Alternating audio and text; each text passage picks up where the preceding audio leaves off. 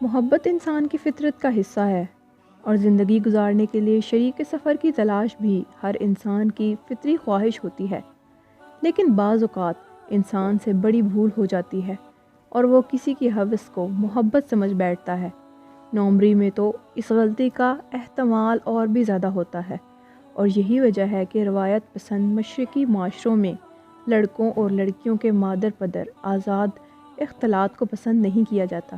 اس کے باوجود بعض اوقات بھول ہو جاتی ہے، انسان احتیاط کا دامن چھوڑ بیٹھتا ہے اور پھر ایسا دردناک انجام اس کا مقدر بن جاتا ہے جس کا تصور کر کے ہی رونگٹے کھڑے ہو جائیں۔ ایک ایسی ہی عبرتناک داستان ایک جوان لڑکی نے کچھ یوں بیان کی ہے۔ میرا نام حریم ہے۔ جب میں 16 سال کی تھی تو ایک ٹیوشن سینٹر میں فرحان نامی لڑکے سے میری ملاقات ہوئی، جس کی عمر 19 سال تھی۔ وہ بہت ہینڈسم اور لڑکیوں میں بہت مقبول تھا، لیکن میں چونکہ ایک ذہین طالبہ تھی اور اپنی پڑھائی پر توجہ رکھتی تھی، لہٰذا کبھی اس میں دلچسپی نہیں لیتی تھی۔ اسے میری عدم دلچسپی سے کوئی فرق نہیں پڑا کیونکہ وہ میرے پیچھے پڑ گیا تھا۔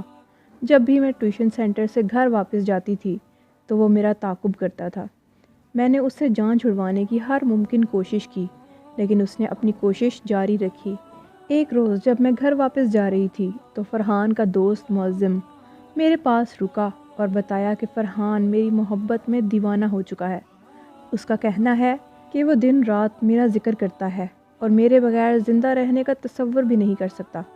معظم نے درخواست کی کہ میں ایک بار اس سے بات ضرور کر لوں، اگرچہ میں اس کے لیے تیار نہ تھی، لیکن پھر سوچا کہ شاید ایک بار ملاقات کر کے میں اسے سمجھا سکوں گی۔ بالآخر کافی سوچ و بچار کے بعد میں نے فرحان سے ملاقات پر رضامندی ظاہر کر دی۔ وہ مجھے ایک فلیٹ میں لے کر گیا، لیکن وہاں کا ماحول مجھے کافی پریشان کن محسوس ہوا۔ فرحان نے میرے ساتھ پیار بھری باتیں شروع کر دیں اور پہلی بار مجھے بھی محسوس ہوا کہ جیسے میرے دل میں بھی اس کے لیے جگہ تھی۔ پھر پیار بھری باتوں کے ساتھ ساتھ اس نے مجھے چھونا بھی شروع کر دیا۔ میں اس پر بہت پریشان ہوئی اور اسے روکنے کی کوشش کی، لیکن اگلے ہی لمحے وہ میرے ساتھ لپٹ گیا۔ میری مزاحمت کے باوجود اس نے مجھے بے لباس کر دیا اور پھر میری آہوں اور سسکیوں کے درمیان مجھے بے آبرو کرتا رہا۔ میرے لیے یہ واقعہ انتہائی وحشتناک تھا۔ میں ٹوٹے ہوئے دل اور زخمی روح کے ساتھ گھر واپس آئی اور خاموشی سے اپنے کمرے میں جا کر لیٹ گئی۔ میں نے وہ رات روتے ہوئے گزاری، لیکن اپنی بدقسمتی کا ماتم کرنے کے سوا کچھ نہیں کر سکتی تھی۔ اب مجھے یہ خوف بھی لاحق تھا کہ کہیں میں حاملہ نہ ہو جاؤں۔ میں خوف کے مارے اپنی والدہ سے اس معاملے کو خفیہ رکھنا چاہتی تھی، لہٰذا مجھے اب مدد کے لیے فرحان ہی نظر آ رہا تھا۔ میں نے فرحان سے رابطہ کیا اور اس نے بتایا کہ وہ ایک نرس کو جانتا ہے جس سے معائنہ کروایا جا سکتا ہے۔ کچھ عرصے بعد اس نے میرا معائنہ کروایا تو پتہ چلا کہ میں حاملہ ہو چکی تھی۔ یہ خبر ہم دونوں کے لیے خوفزدہ کر دینے والی تھی۔ نرس نے کہا کہ وہ 2 ماہ بعد اسقاط حمل کا آپریشن کر سکتی ہے۔ اگرچہ میں بہت خوفزدہ تھی، لیکن اب اس کے سوا کوئی چارہ نظر نہیں آ رہا تھا۔